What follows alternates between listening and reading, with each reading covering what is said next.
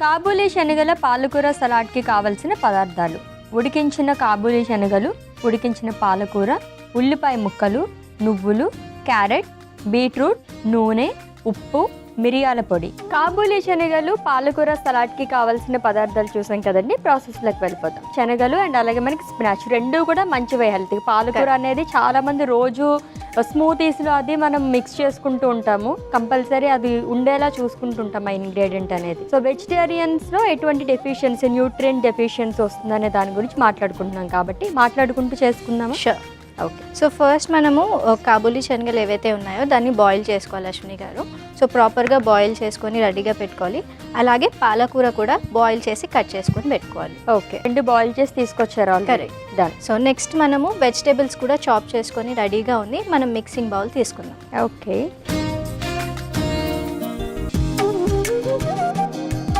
So దీంట్లో ఇప్పుడు మనం ముందుగా బాయిల్ చేసిన కాబూలీ శనగలు యాడ్ చేస్తున్నాను. అలాగే ఉడకబెట్టుకున్న పాలకూర యాడ్ చేసుకుందాము. స్పూన్ పాస్ చేయరా. ఓకే.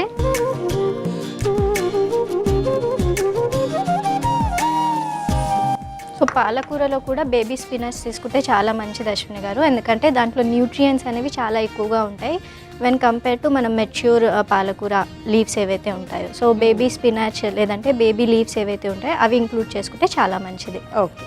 సో నెక్స్ట్ కట్ చేసుకున్న ఉల్లిపాయ ముక్కలు. సో మనం ఇప్పుడైతే అసలు టోటల్గా నాన్ వెజ్ అవాయిడ్ చేసేస్తున్న వాళ్ళకి, ఓన్లీ వెజిటేబుల్స్ తీసుకునే వాళ్ళకి న్యూట్రియన్స్ డెఫిషియన్సీ గురించి మాట్లాడుకుంటున్నాం.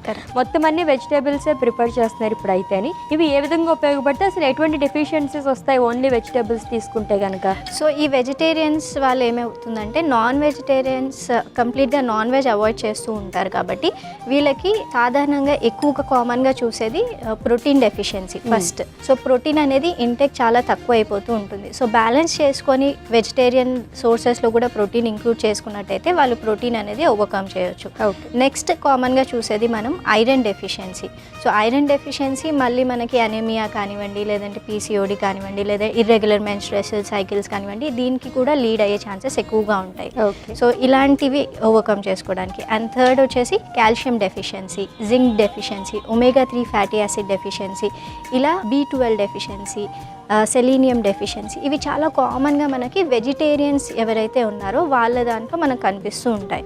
సో వాళ్ళు లెంటిల్స్ అంటే పప్పులు, చిరుధాన్యాలు, ఇవి హోల్ గ్రెయిన్స్ ఎక్కువగా ఇంక్లూడ్ చేసుకున్నట్టయితే వాళ్ళకి కావాల్సిన మైక్రో అండ్ మ్యాక్రో న్యూట్రియంట్స్ అంటే ప్రోటీన్ కానివ్వండి, కార్బోహైడ్రేట్స్ కానివ్వండి, లేదంటే విటమిన్స్ అండ్ మినరల్స్ కానివ్వండి, అవి కరెక్ట్ మోతాదులో వాళ్ళకి లభిస్తాయి. సో ఓవరాల్గా ఏవైతే న్యూట్రియంట్స్ మనకు కావాలో ఒక వెజిటేరియన్కి అవన్నీ మనం దీంట్లో ఇంక్లూడ్ చేసుకుంటున్నాం. ఓకే. సో శనగల్లో కానీ స్పినాచ్లో కానీ బీట్రూట్ అండ్ క్యారెట్, నువ్వులు, వీటిలో ఎటువంటి న్యూట్రియంట్స్ అవైలబుల్గా ఉంటాయి? షూర్. సో మనకి శనగల్లో వచ్చేసి ప్రోటీన్ ఎక్కువగా ఉంటుంది అశ్విని గారు, అలాగే కాంప్లెక్స్ కార్బోహైడ్రేట్స్ అనేవి మేజర్గా మనకు దొరుకుతుంది. అండ్ దాంతోపాటు లిటిల్ అమౌంట్ ఆఫ్ ఐరన్ కూడా మనం దీంట్లో కౌంట్ చేసుకోవచ్చు, పల్సెస్లో వస్తుంది కాబట్టి. అండ్ నెక్స్ట్ వచ్చేసి మనం పాలకూరలో ఏంటంటే మనకి ఐరనే కాకుండా ఇతర న్యూట్రియంట్స్ లైక్ విటమిన్స్ కానివ్వండి, యాంటీ ఆక్సిడెంట్స్ కానివ్వండి చాలా ఎక్కువగా ఉంటాయి. అండ్ మనం సెసమీ సీడ్స్ అంటే నువ్వులు యాడ్ చేసుకుంటున్నాం కదా, ఆ నువ్వుల ద్వారా మనకి లిటిల్ అమౌంట్ ఆఫ్ కాల్షియం అనేది మనం కవర్ చేసుకుంటున్నాం. అలాగే బీట్రూట్, క్యారెట్ ఏవైతే యూజ్ చేస్తున్నామో దీంట్లో కెరోటినాయిడ్స్ అని వస్తాయి, అంటే కేటగిరీ ఆఫ్ విటమిన్ A అనమాట. సో ఇవి కూడా ఓవరాల్గా ఒక న్యూట్రియంట్ డెన్స్ సాలడ్ అనేది మనం ప్రిపేర్ చేసుకుంటున్నాం. ఓకే. ఆల్మోస్ట్ అన్ని న్యూట్రియంట్ వాల్యూస్ అయితే దీంట్లో ఉన్నాయి. బట్ డైలీ మనం ఇది తీసుకోలేం కాబట్టి దేంట్లో ఏమన్నాయో చూసుకుని వెజిటేబుల్ సోర్స్లో మనకి తీసుకుని అలాగే ఇంక్లూడ్ చేసుకుంటే సరిపోతుంది. అండ్ ఐరన్ డెఫిషియన్సీ ఉన్న వాళ్ళకి ఇంకో టిప్ అశ్విని గారు. సో మనము ఐరన్ రిచ్ ఫుడ్ ఇలాంటిది ఎప్పుడైతే తీసుకుంటూ ఉంటామో దాంతోపాటు ఒకవేళ విటమిన్ C పేర్ చేసుకుంటే ఐరన్ అబ్జార్ప్షన్ అనేది ఇంక్రీజ్ అవుతుంది. సో విటమిన్ C అంటే మనకి జనరల్గానే లెమన్ అనేది ఎక్కువ తీసుకుంటుంటారు కాబట్టి అలా తీసుకోవచ్చు. అవును. ఎంత క్వాంటిటీ తీసుకోవాలి ఒక పర్సన్ని కంపేర్ చేస్తే? సో ఒక పర్సన్ కంపేర్ చేసి ఇది ఒక స్నాక్గా తీసుకున్నట్టయితే 100 grams ఆఫ్ మనం శనగలు యాడ్ చేసుకోవచ్చు, 50 grams పాలకూర యాడ్ చేసుకోవచ్చు, అండ్ వెజిటేబుల్స్ 50 grams అనేవి ఇంక్లూడ్ చేసుకోవచ్చు. సెసమీ సీడ్స్ అంటే నువ్వులు ఏవైతే ఉన్నాయో అవి 30 grams యాడ్ చేసుకుంటే సరిపోతుంది. ఒక మీల్గా ప్రిపేర్ చేసుకోవాలి అని అంటే 150 grams ఆఫ్ శనగలు తీసుకొని 100 grams ఆఫ్ పాలకూర తీసుకొని అలాగే వెజిటేబుల్స్ని కూడా ఇంక్రీజ్ చేసుకుంటే సరిపోతుంది. ఓకే, దెన్ నెక్స్ట్ ప్రాసెస్లో సో షూర్ అశ్విని గారు. సో దీంట్లో మనం ఇప్పుడు కట్ చేసుకున్న బీట్రూట్ యాడ్ చేసుకుందాము. ఓకే. అలాగే కట్ చేసుకున్న క్యారెట్ యాడ్ చేసుకుంటున్నాము. సాలడ్ ఆల్మోస్ట్ ప్రిపేర్ అయిపోయింది అశ్విని గారు. సో మనం ఇప్పుడు సాలడ్ డ్రెస్సింగ్ ప్రిపేర్ చేసుకుందాము. సో ఒక మిక్సింగ్ బౌల్ తీసుకుందాం. Okay. So salad dressing specialist అనమాట. మరి ఈరోజు ఏం డ్రెస్సింగ్తో వస్తున్నారో చూద్దాం. చాలా simple but at the same time మనకి న్యూట్రియంట్ ఫోకస్డ్గా ఉన్నాము. సో దీంట్లో మనం సాల్ట్ యాడ్ చేసుకున్నాం ఫస్ట్. ఓకే. సో ఉప్పు యాడ్ చేసుకున్నాం కదా అశ్విని గారు. నెక్స్ట్ మిరియాల పొడి యాడ్ చేసుకుందాము. ఓకే. అలాగే నువ్వులు యాడ్ చేస్తున్నాను ఇప్పుడు. సో నువ్వులు వచ్చేసి 1 టేబుల్ స్పూన్ అనేది మనం యాడ్ చేసుకోవాలి. ఓకే. సో ఫైనల్గా మనకి హెల్దీ ఫ్యాట్స్ కూడా కావాలి కాబట్టి ఆయిల్ యాడ్ చేస్తున్నాను.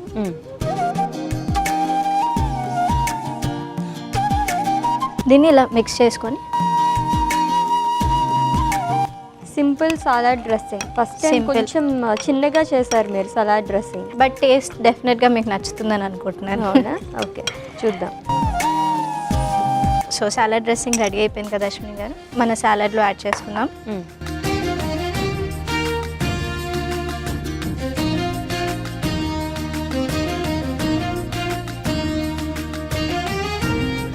అదే సో మనం ఎవ్రీడే ఇవే ఇంగ్రీడియంట్స్ తీసుకోలేం కాబట్టి ఆల్టర్నేట్గా ఇంకా తీసుకోవాలనుకుంటే ఎటువంటి వెజిటేబుల్స్ అన్ని న్యూట్రియంట్స్ ఉన్నవి ఏవి యాడ్ చేసుకోవచ్చు సింపుల్గా? సో వెజిటేబుల్స్ అనేవి మనము everyday and every week change చేస్తుంటే చాలా మంచిది అశ్విని గారు. అన్ని వెజిటేబుల్స్ మనం ఇంక్లూడ్ చేసుకోవాలి.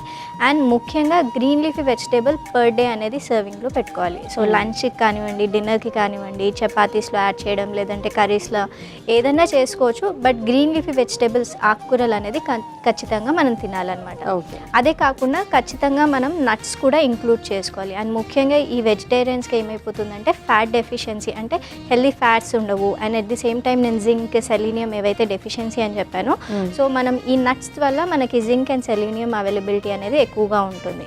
So 30 grams per day nuts వాళ్ళు ఇంక్లూడ్ చేసుకుంటే సరిపోతుంది. ఓకే. సో మన సాలడ్ రెడీ అయిపోయింది అశ్విని గారు. Serving bowl done. Thank you.